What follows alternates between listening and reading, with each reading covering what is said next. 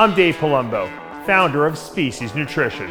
I created Species Nutrition with one mission in mind: to provide bodybuilders and serious athletes with no-nonsense supplements that work and are backed by science. From my earliest bodybuilding days, I believed in only putting the best in my body, and that lives on in the Species Nutrition line of products. We use only top-of-the-line formulations dosed for maximum results and the best flavoring systems available. I put my name and reputation on every bottle of Species Nutrition products. If you want to be your absolute best, join the evolution.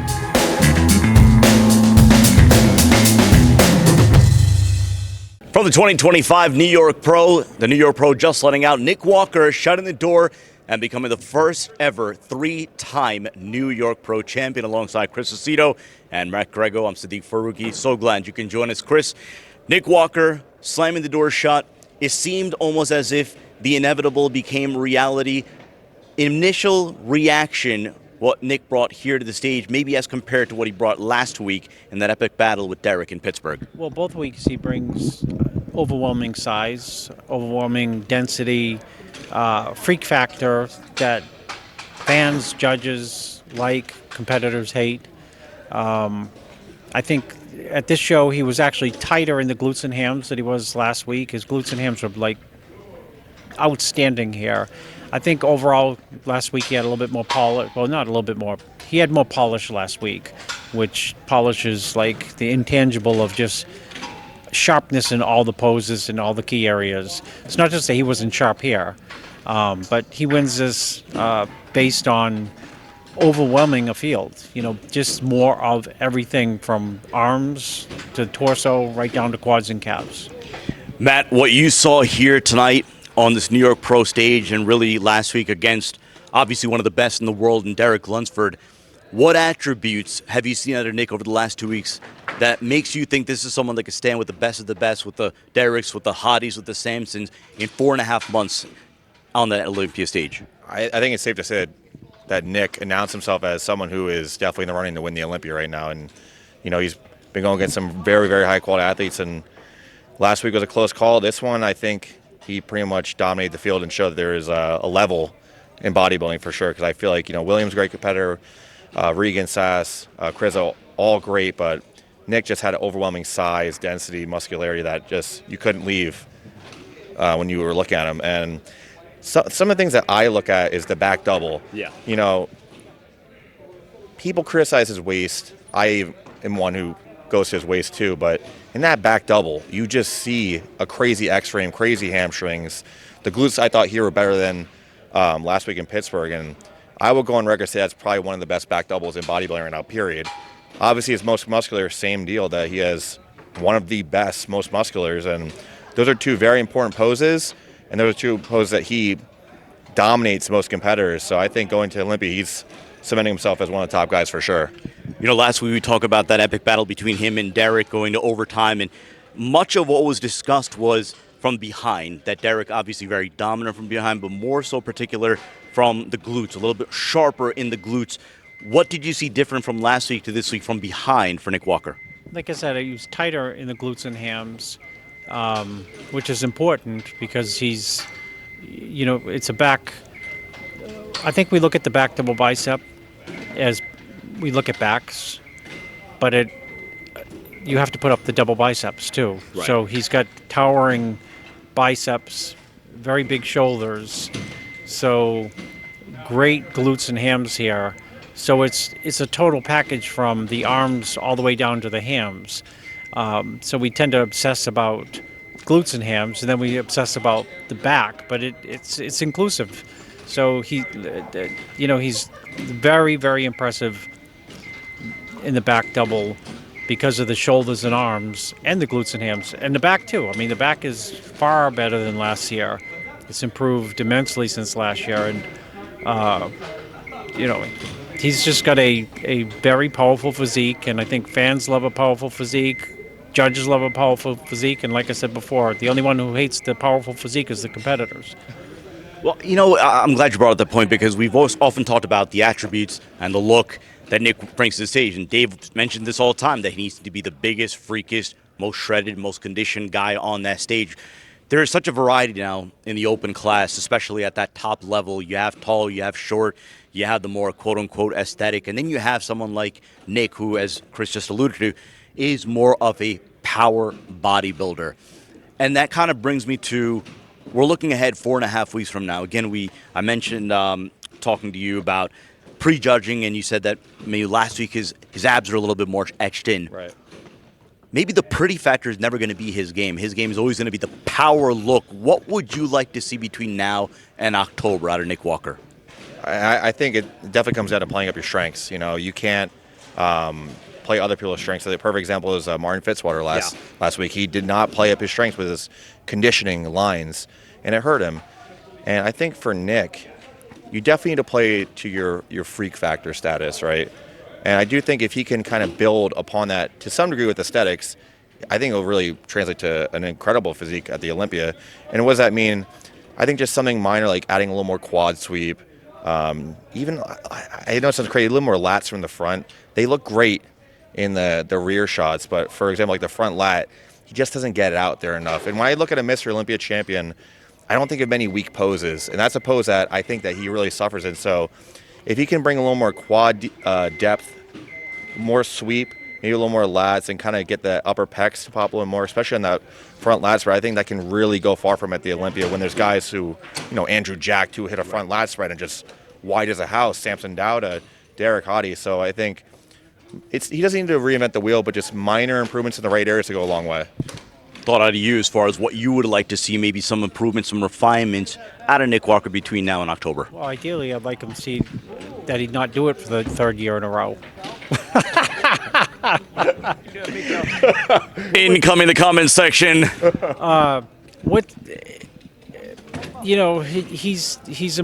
He's improved a lot since his show last year, and the bottom line is he's not going to be the same bodybuilder that's a long time, 16 weeks. You know, coming off, close second place finish to Derek, Arnold champion, Mr. Olympia, just beated. That's going to work in his favor in terms of focus and motivation, winning here. So, sometimes you can cut up in the details of like, well, you got to bring your, pec striations or quad detail up more. It's just more of the same, and the time, I'm sure he'll be better by the Olympia, which is, he's going to be a problem for everyone, including the judges, because it's going to be, these are hard shows to judge with the variance of physiques, Derek, him, Samson, Hottie, Andrew, Martin, it's not apples and oranges, but it's just everyone has strengths, and some people have vague weaknesses. I wouldn't say weaknesses in those group. And sometimes when you throw people into the mix, where there's 5 really good guys, it has to be judged, and it comes down to the smallest little things, and you don't know what those little things are until the prejudging's done, and you can analyze it and you say, it was clear to see, if this guy had only come in this way, he would have beaten this guy, but hindsight is 20/20. Let's get a quick thought on you from 2 through 5. William Bonac, the conqueror, in his 3rd appearance of this contest season, placing 2nd. Kriso coming in and placing 3rd. The worst smattering of boos. Why? Because that meant Regan Grimes came in at 4th. William Bonac, again, we talk about just the impressive nature, another vintage performance. We keep talking about turning back the clock to 2019, but I think you can make a very strong argument. What we saw in Detroit and what we saw in Pittsburgh here tonight, perhaps even better than what we saw in his runner-up Olympia finish in 2019. William is just bringing excellent looks into every show this year so far, and he's been running the gauntlet, if you want to call it that. He's won Detroit. He wasn't at FIBA, was he? Not no, there were rumors that he was going to. Yeah. He was at Pittsburgh, now New York, and I feel like he's somehow making improvements, which I don't even know that's possible. I think he's in his mid-40s. So kudos to him. I had William a strong 2nd. I will say, in prejudging more so than finals, I actually thought he was pushing Nick in some shots, like, truthfully. But I finally think Nick was just a little bit too dominant. And with the boos for Regan, I love Regan, but he just faded drastically from when he came out. I went to Chris in the morning time, like, this guy looks like he'll win the show. And by the end of the final call, it's like he just disappeared. And you hate to see it, but I definitely had Kriso ahead of him. I would have liked to see Sass actually in that call out with them. I think he could have fared really well for the night show. We got some oil on him, but I think that the judging and the placements were pretty fair all around when it came to the Open. Absolutely. What did you see out of Regan? Again, so much was made. We look at social media and we take these little clues, right? So with Regan posting pictures and you see the cheeks noticeably sunk in, which for Regan is something that there you go, exactly, just like that. Now, when he first came out on stage, again, watching your comments in the prejudging wrap-up, he comes out on stage and you say to yourself, oh my God, this guy could literally win the show, and it just didn't seem to hold itself together. What would you like to see Regan do throughout this course of this contest season? Do you see him doing more shows, and what improvements would you like to see? I have no idea, because when he came out, he was so impressive when he came out. I thought he could win the show. I just had to see him next to Nick and Bonac, for example. And he, Tyler Mannion said something last week when I watched his wrap-up of Pittsburgh, and he said, you guys don't understand that these people, at this level can change minute by minute. And I've seen that, but I never really conceptualized it until, and people have told me, and you don't really listen to it, but people do change minute by minute. Right. And he was like a submarine sinking from the second he started out, like, boom! And by the end of prejudging, I said there's no way he should beat Kriso. And I would have had, without a shadow of a doubt, him lower than where he ended up. And he was still flat tonight. He tightened up a little bit, for tonight. But, like, his look, that was the fastest I've ever seen anyone change ever in a bodybuilding show in my life, where he went from, like, blasting full, hard, dense muscle to just, like, flat on all body parts. And it was a quick prejudge. We were talking about, wow, they're really going fast. 212s, they're done. Bikini done. There weren't a lot of people in the division, so they judged them very quickly. So there wasn't even a lot of time to like, flatten out. So having said that, one, I feel bad for him because his package that he brought was, like, on the money for about a couple minutes. And, where you go forward, it's like, that in the recess of your mind is like, I know I left the hotel room, like, bang, bang, bang on. And then I wasn't bang on, through the prejudge. And so where you go from here, you have to go back to the drawing board and figure out, like, how did that happen? And, God only knows. I mean, it's who knows? That's how dramatic it was. Wanted to get a quick thought from you about Kriso, because, obviously Kriso way taller, but you profile as a taller competitor, and there is an art form behind being a taller competitor and unifying so many different body parts and making it flow on stage. And look, social media to stage is a totally different beast. We've seen Kriso post social media pictures and, by himself looks like Mr. Olympia, like many others. On stage, however, it just hasn't fully translated. And I don't think the storybook is closed. I think there's still a long way for him to go, again, transitioning to competing against a higher level, coming over from another federation. What does Kriso need to do, in your opinion, as a taller bodybuilder on the stage? For one, he's super impressive, and he was super impressive tonight. But it's way easier than he probably thinks. It's literally presentation. He, as a tall guy, needs to learn how to move his body, place his body. What does Samir say? Point and shoot. To be able to show his body to the fullest. And that's really what I think for him is the biggest factor to work on, because presentation makes or breaks shows, even from your color, your oil, of course, posing. And I think for him, he just can't lock in his poses and, for one, hold it, but for two, hit an angle that favors him and how tall he is. So obviously I would say, work on your glutes, hams, work on this. But I think the thing that will go the longest way for him in the short term and long term is just presentation. Work on your posing, get with somebody, hammer it several times a day, because we talked even with Jay and we were all super impressed by Kriso, but the only thing we're not impressed with is his presentation. Saso competing now in his third appearance of this contest season, this being his lowest placing.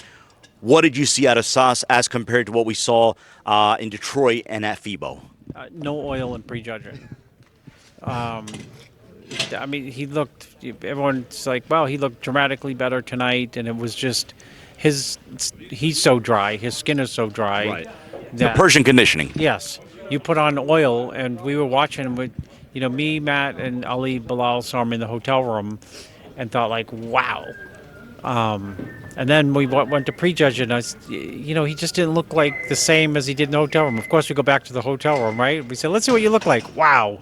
And we concluded that he had no oil on. Like, you couldn't see what you can see.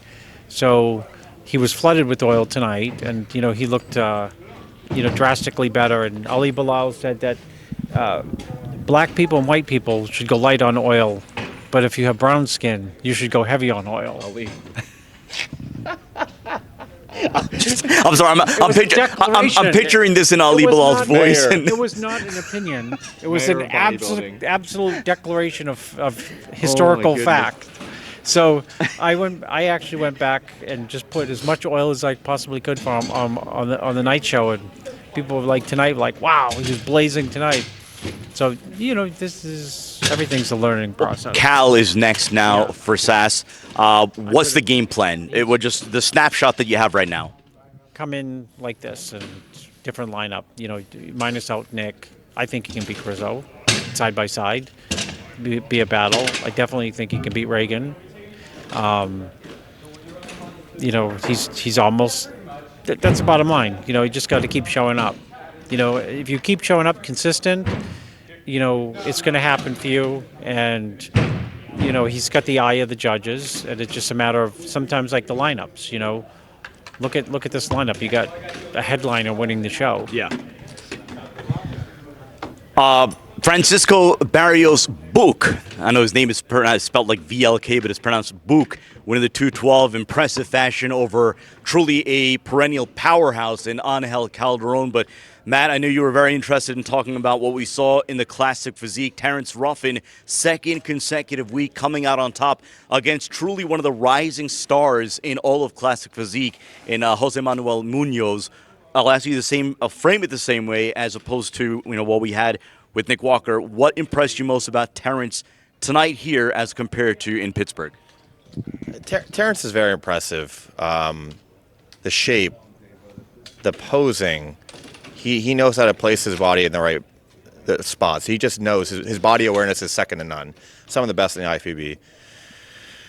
I have to say, in the morning, I was Team Ruffin, and at night, I was Team Jose. I really, really liked Jose's conditioning. It was next level, and I want to give a personal message to Terrence Ruffin. Terrence said Hold on. You gotta stand right here, grab the mic, look right into the camera. Here we go. So Terrence explained that all the classic guys need to take notes because he's a teacher now. However, he just got schooled in conditioning by Jose. So I think he is the one who needs to take notes, and he'll be taking all my notes at the Olympia when I'm the winner. I did not see that mic drop coming, but that was a year off for Terrence Ruffin. Chris, what improvements, differences have you seen Terrence from when we last saw him, which was, I believe, 2 years ago at the Olympia, as compared to over the last 2 weeks, Pittsburgh and New York? He's bigger, and bigger is always not better. I mean, he's bigger, and he's better, but he's going up against someone, of course, with elite level of condition. So his condition still has to be better. I had him winning. I had him winning prejudging, and the terrible prejudging wrap up that we did. I was praising all his attributes. I was just like hammered with Jose's conditioning tonight, like lights out. I haven't seen the score sheets, but some judges love conditioning. I didn't think that as conditioned as he was in prejudging was enough to get by all the bells and whistles and flow and shape and body presentation, all those things that Terrence Ruffin has. But at night, I thought it was. It was just so ridiculously hard. Like, it makes all the open guys look miles off. Not off, miles off. So generally, when you and standing relaxed, he doesn't have the greatest stance, but it's really good. And it is diced, like diced. So I had him winning tonight. Finally, Jose Manuel Munoz placing 6th in his debut Olympia last year. And we've seen him come awfully close over the course of the last 2 weeks, short of going in a lineup that does not include Terrence Ruffin. We talk about the conditioning. Are there any adjustments you would like to see out of Jose as he approaches or at least chases that Olympia qualification? Firstly, love for you, Terrence. I love messing with you, but congrats to him, of course. But Jose, you know what I think is really special about Jose is he doesn't have the smallest waist, but he knows how to adjust his posing in a way that it makes it look somewhat small. But I think the reason for that is he needs to do that is because his quads don't flare enough. So I think for him, he has such a dominant back. So I think what's going to stop him from, being the guy to win the Olympia would be the quads. He needs to have that flare to match the crazy lats. So if I was him, I would just literally focus on bringing up that quad sweep. I don't really see much missing besides that. I heard he needed triceps in the past. I don't see that now. I just really think for him, it's just building his quad sweep to kind of help with the waist that it's not big, it's not small, it's a good size, but with bigger quad sweep, it'll just complement his physique so much. Our full catalog of winners, pictures, and everything on the Instagram right now, official_RX Muscle. Big shout out right here, Matt Greggo, Aceto, congratulations to all the winners. And a big time shout out to Alone Powers who've been holding it down all day here at the New York Pro. If you haven't already done so, subscribe below, hit the notification bell. As always, we thank you for watching RX Muscle.